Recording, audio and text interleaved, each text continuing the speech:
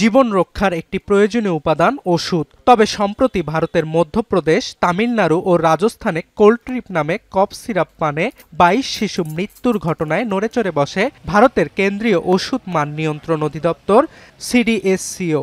গবেষণায় উঠে আসে ভয়াবহ তথ্য। ওষুধটিতে সহনীয় মাত্রার চেয়ে ৫০০ গুণ বেশি ডাইথাইলিনের উপস্থিতি পায় ভারতের স্বাস্থ্য অধিদপ্তর। আর এর মাত্রাতিরিক্ত উপস্থিতির কারণেই ৫ বছরের নিচের শিশুরা কিডনি বিকল হয়ে মারা গেছে বলে বিশ্ব স্বাস্থ্য সংস্থাকে জানায় সিডিএসসিও। এবার এরই জেরে ভারতের ৩টি কাশির সিরাপ ব্যবহার ও বিতরণের ওপর সতর্কবার্তা জারি করেছে বিশ্ব স্বাস্থ্য সংস্থা WHO।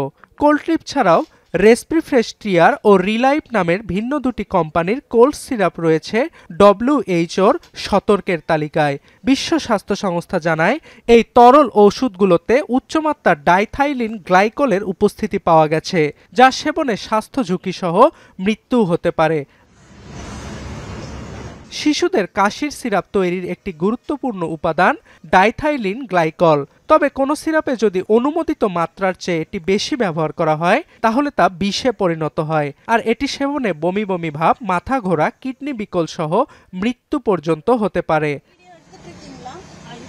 এদিকে বিষাক্ত কফ সিরাপ তৈরি ও বাজারজাতের অভিযোগে তামিলনাড়ুর ওষুধ কোম্পানি শ্রেশান ফার্মাসিউটিক্যালসের লাইসেন্স বাতিল করেছে রাজ্যটির সরকার।